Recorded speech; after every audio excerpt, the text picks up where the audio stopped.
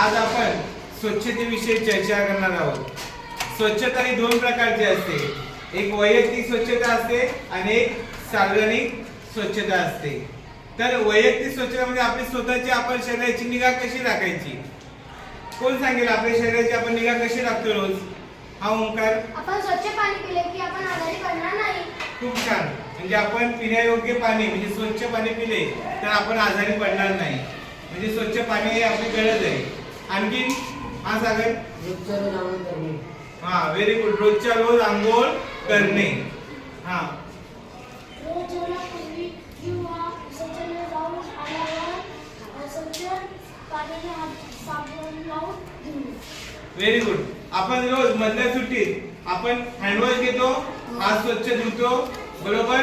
म्हणजे जेवण्या अगोदर आपण हात स्वच्छ धुणे आणि जेवल्यानंतर सुद्धा हात स्वच्छ धुण्याची गरज आहे।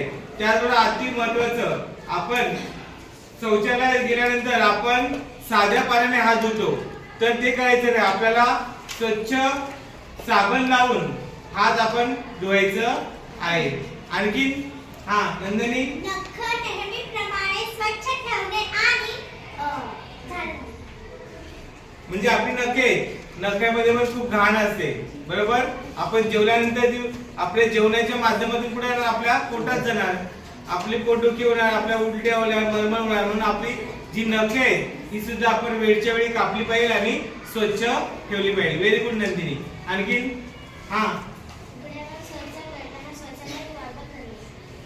उघड्यावर शौचालय करू नये। आपण शौचालय आपल्याकडे घरात नसेल तर सार्वजनिक शौचालय आपण तिथे शौचालयात जायचंय, कारण की उघड्यावर जर आपण शौचालय बसलो शौचालयाला तर काय होणार, त्याच्यावर माशा बसणार, बरोबर। त्यात माशा आपल्या घरी येतात, मग एकाला झालेला आजार आपल्या घरच्यांना सुद्धा होऊ शकतो। त्याचबरोबर आपण जर उघड्यावर शौच केले की तिकडे दुर्गंधी पसरणार, बरोबर। म्हणून आपण शौचालयाचाच वापर केला पाहिजे। Very good. आणखीन कोण सांगेल? हा व्हेरी गुड। रोज सकाळी उठले की दात घासायचं आणि झोपण्यापूर्वी दात घासायचे आहे। हा आदर्श, जेवणाच्या ताट्या, वाट्या, थाळ्या, भांडी इत्यादी स्वच्छ जागी आणि जमिनीपासून उंचावर ठेवणे। Very good. म्हणजे आपण रोज जेवणाची जी ताटं वापरतो, वाट्या वापरतो, टोपं वापरतो, ती सर्व स्वच्छ धुतलेलीच हवी आणि ती पुढे ठेवायची उंच ठिकाणी।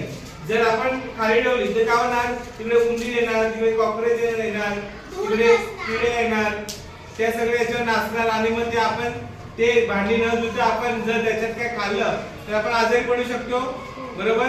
म्हणजे जेवणाची जी ताटे आहे ती जेवणापूर्वी आपण स्वच्छ धुतली पाहिजे, जेवल्यानंतरही स्वच्छ धुवून ती आपण उंच ठिकाणी ठेवली पाहिजे। आणखी घर स्वच्छ ठेवणे। जसं आपण आपली स्वच्छता ठेवतो तशी आपल्या घराची सुद्धा आपण स्वच्छता ठेवायची, तेव्हा आपल्याला घरामध्ये प्रसन्न वाटेल। घरात जर कचरा असेल, अस्ताव्यस्त वस्तू पडलेल्या असतील तर आपल्याला घरात राहावंसं वाटणार नाही, मन प्रसन्न वाटणार नाही आणि त्याचा परिणाम आपल्या तब्येतीवर होईल। हा रोहन, शिंकताना किंवा खोकताना तोंड आणि हाताने किंवा रुमालाने झाकणे। म्हणजे शिंकताना आणि खोकताना, बरोबर। कारण की आपण म्हणतो की हवेमार्फत खोकला सर्दी कसं होते, हवेमार्फत होते, बरोबर ना। मग जर आपण शिंकताना किंवा खोकताना जर आपण तोंडावर रुमाल धरला नाही तर काय होणार, आपण तसंच शिंकलो तर त्याचा प्रसार हवेमार्फत होणार मार्फत आणि आजूबाजूचे जे लोक आहेत त्यांना ते सुद्धा सर्दी आणि खोकल्याने बाधित होतील। हा उघड्या विहिरीसारख्या पाणवठ्याच्या जागांचा परिसर स्वच्छ ठेवणे। उघड्या विहिरी आणि परिसर स्वच्छ ठेवणे। आता हे आपण वैयक्तिक स्वच्छता पाहिली, बरोबर ना। ही आपली वैयक्तिक स्वच्छता आहे। मग आपण या समाजामध्ये राहतो, माणूस कसा समाजप्रिय आहे, बरोबर की नाही। या माणसाला समाजामध्ये राहायचं आहे, ते समाजाचे सुद्धा नियम असतात, त्या नियमानुसारच सर्वांनी वागावं लागतं आणि एकाने जर तो नियम तोडला की त्याचा त्रास सर्वांना होतो। मग आपण जसं वैयक्तिक स्वच्छता पाहिली, मग आपली सामाजिक स्वच्छता पण आपण राखली पाहिजे. मग आता सामाजिक स्वच्छता म्हणजे सार्वजनिक स्वच्छता. मग त्यासाठी आपण काय कुठल्या गोष्टी येतील त्याच्यामध्ये कोण सांगेल? हा, पाणी साचू न देणे. बरोबर, पाणी साचू न देणे. जर माझं घर आहे, जर तिकडे मी पाण्याचा जर त्याचा निचरा केला नाही तर तिकडे पाणी साचलं तर तिकडे डास वाढणार. बरोबर, आणि डास वाढले की ते मला चावणार का? आजूबाजूच्या सर्व परिसरातील लोकांना त्याचा त्रास आहे. बरोबर ना. मग आपण सार्वजनिक स्वच्छता ठेवायची म्हणजे आपण आपल्यापासून सुरुवात केली आणि आपण आपल्या घरच्या इकडे पाणी साचू न दिलं पाहिजे. मग आपल्या घरामध्ये टायर्स असेल बघा, पावसाळ्यामध्ये टायर्स असतात काहींच्या पत्र्यांवर, काहींच्या नारळाच्या करवंट्या असतात, जुनी भांडी असतात. मग त्याच्यात काय होतं, पाणी साठतं पावसाचं आणि मग तिकडे मच्छरांची पैदास होते. म्हणून आपण पाणी साठून न देणे हा चांगला उपाय आहे. हा, प्रतीक्षा. घराच्या आजूबाजूचे स्वच्छ परिसर ठेवायला पाहिजे. आपलं घर आणि आपल्या घराचा आजूबाजूचा परिसर आहे तो आपण स्वच्छ राखला पाहिजे. का स्वच्छ राखला पाहिजे? कारण की आपलं घर आहे, घराच्या आजूबाजूला कचरा असेल तर आपल्या घरी प्रसन्नता असेल का? घर कोण पाहुणे येईल का आपल्या घरी? नाही. जर आजूबाजूला घराच्या कचरा टाकला तर सर्व कुत्री, मांजरी, गाई वगैरे सर्व तिकडे वेगळे जातील दिवसभर. बरोबर ना. मग आपलं जे घराच्या आजूबाजूचा परिसर आहे हा सुद्धा आपण तेवढा स्वच्छ ठेवणे गरजेचं आहे. रस्ते स्वच्छ ठेवणे. रस्ते हे कोणाच्या मालकीचे नाही, हे आपले सर्वांचे आहेत. बरोबर ना.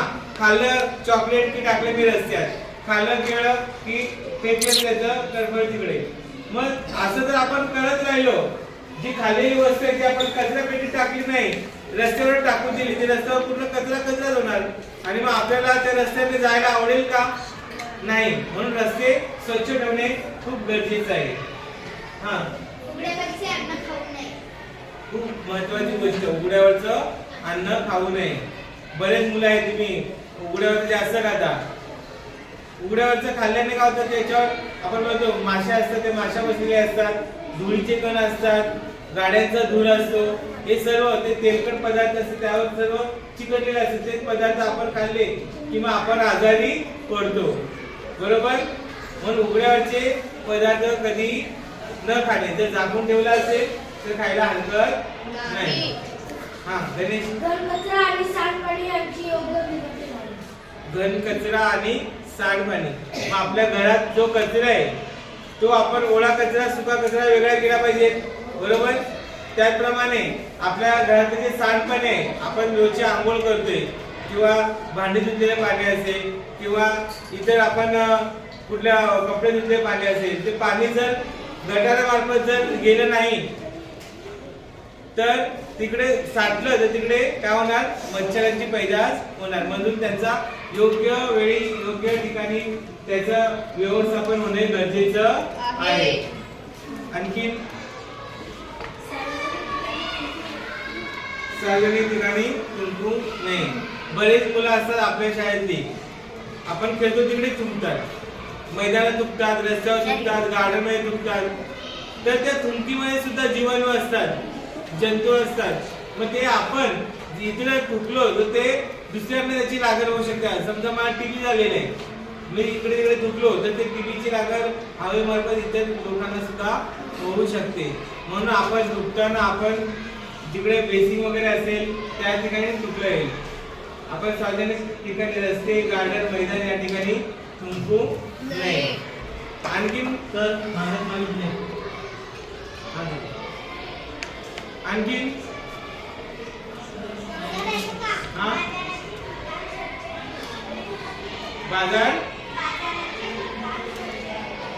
बाजाराचे ठिकाण स्वच्छ ठेवणे. आपण बाजारात जातो, किती दुकानं असतात, फळांची दुकानं असतात, कपड्यांची दुकानं असतात, भाज्यांची दुकानं असतात, मोठे मोठे शोरूम असतात. मग ते तिकडे लोकांचा वावर जास्त असतो. बरोबर ना. संध्याकाळी लोक मार्केटमध्ये जातात वस्तू खरेदी करायला. मग त्या तिकडे जर पूर्ण रस्त्याला घाण पडला असेल, रस्ता ओळा असेल, चिकट झाला असेल, सगळ्या सडलेल्या वस्तू रस्त्यावर फेकल्या असतील तर आपण बाजारात गेलो तर आपलं आरोग्य चांगलं राहील नाही. मच्छी मार्केटला गेलो, मच्छीच्या सगळी घाण तिकडे रस्त्यावर टाकली असेल, त्या वासाने आपलं डोकं दुखायला लागेल, बरोबर, उलटी होणार आपल्याला आणि आपलं आरोग्य बिघडू शकतं, बरोबर. तर आपण आज पाहिलं की आपलं वैयक्तिक आणि सामाजिक आरोग्य आपल्याला जर चांगलं ठेवायचं असेल तर स्वच्छता किती महत्वाची आहे. पटलं तुम्हाला सर्वांना? Very good. 6वीचे विद्यार्थी आणि शिक्षक स्वच्छतेविषयी एक नाटक सादर करतो. जंतूचे शत्रू स्वच्छ हात. खूप पोट दुखतंय. अरे गणेश काय आलं? खूप पोट दुखते वर्षा. अरे कालच तर तुझे बाबा तुला दवाखान्यातून औषधं घेऊन आले. आणि काय करू, खूप पोट दुखतंय, खूप ताप येते, असं वाटते शाळेचं जेवण चांगलं नसेल. शाळेचं जेवण तर आम्ही सुद्धा खातो. आम्ही कशाने आजारी पडत? तू जेवणापूर्वी हात धुतोस आणि मैदानातून आल्यावर हात धुतोस. हात हो, नळाखाली बोट ओळे करून साबण कोण लावणार, वेळ जाते पूर्ण. अरे वैयक्तिक स्वच्छतेमधला पहिला नियम हात स्वच्छ धुणे. हात स्वच्छ धुतले नाहीस तर जे आपल्या हातावरचे जंतू असतात ते पोटात जातात जेवताना. काय रे मुलांना, काय आलं? आणि गणेश काय झालं तुला? सर खूप पोट दुखतंय. का? तू रोजचं पाणी कुठून पितो सांग मला. आणि तू शौचालय गेल्यावर हात धुतो का? शाळेच्या नळाला तोंड लावतो, शौचालयानंतर साध्या पाण्याने हात धुतो. अरे बाबा, तुला माहिती आहे तोंड लावून पाणी पिल्याने तुझ्या तोंडातले जंतू ते इतरांना पण प्रसार होतो. आणि जर तू शौचालय जाऊन आला आणि हात स्वच्छ धुतले नाही तर 90% जंतू तसेच राहतात. मग त्याच्यामुळे आपल्याला टायफॉइड आणि कॉलेरा सारखे आजार होतात, बरोबर. सर आम्ही आहे ना आमच्या वेळेला नेहमी 20 सेकंद हात धुवायला साबणाने आले. बरोबर आहे. अस्वच्छ पाणी आणि अस्वच्छ हात यामुळेच आपल्याला आजारी पडतो. तर तू पण आजपासून तुझं ते वैयक्तिक स्वच्छता राखायचीच आहे, पण त्याबरोबर तू पिण्याची पाण्याची टाकी, आपले शौचालय, तर पिण्याची जी बॉटल असेल हे सुद्धा तू स्वच्छ ठेवलं पाहिजे. हो सर, माझी चुकी मला समजली. आजपासून मी स्वच्छताविषयी तक्रार ऐकून घेणार नाही आणि मी स्वच्छ राहीन, इतरांनाही स्वच्छता विषयी सांगणार. Very good. हात धुत राहा वेळोवेळी, जंतूंना हरवा प्रत्येक वेळी. स्वच्छ ठेवू, परिसर सारा निरोगी राहील गाव आमचा. Very good. विद्यार्थी स्वच्छतेवर नाटक सादर करत आहोत. स्वच्छता पाळा, आजार टाळा. हा, पेपर खाऊन आता मजा आली. आता घरी जाऊन मी झोपणार. अरे राजू थांबे, काय केलंस तू? रिकामा कागद रस्त्यावर का टाकला? आणि हे बघ तुझे कपडे बघ किती बनलेले आहे. अगं सीमा, तुला काय करायचे? मी कागद टाकू नको. आजचा रविवारचा दिवस आहे, कोण आंघोळ करत बसणार? अरे मुलांना काय झालं? कशाला भांडतात? बघा ना आज बघा राजू, रिकामा कागद रस्त्यावर टाकतो ना, स्वतः स्वच्छ राहत ना परिसर स्वच्छ ठेवत. आजोबा तुम्ही सांगा, एक कागद रस्त्यावर पडला, रस्ता खराब होणार आहे का? अरे राजू बाळा, विषय एका कागदाचा नाही, विषय आहे सवयीचा. तू आंघोळ केलं नाहीस, तू हात धुतले नाहीस तर तुझ्या शरीरावर जंतू बसतील, तुझ्या अंगाला खाज येईल, तुला फंगल इन्फेक्शन होईल. ही झाली वैयक्तिक अस्वच्छता. बरोबर राजू, तू विचार कर, जर याच्यामध्ये पाणी साचलं आणि याच्यामधूनच डास, कॉलेरा आणि डेंग्यू आणि कॉलेरा पसरतो, हे झाली सार्वजनिक अस्वच्छता. म्हणजे मी आजारी पडलो तर त्याला जबाबदारी मीच असेल ना? हो, आणि तुझ्यामुळे इतर लोकही आजारी पडू शकतात. तू गांधीजी म्हणायचे स्वच्छता ही सेवा. आपण स्वच्छ राहिलो, घर अंगण स्वच्छ ठेवलं तरच तर आपला भारत निरोगी बनू शकतो. राजू तू विचार कर, जर प्रत्येकाने एक एक कागद रस्त्यावर टाकला तर आपल्या या सुंदर गावाचा उकिरडा व्हायला वेळ लागणार नाही. माफ करा आजोबा, माफ कर सीमा. आजपासून मी कचरा डस्टबिनमध्ये टाकणार आणि मी शपथ घेतो की आजपासून मी रोज आंघोळ करणार आणि नक्की कापणार. चला बस, हाच खरा सुधार नागरिक. चला तर मग आपण सगळे मिळून एक घोषणा देऊ. हात धुवा, कचरा हटवा, रोगांना दूर पळवा. स्वच्छ परिसर, सुंदर गाव हेच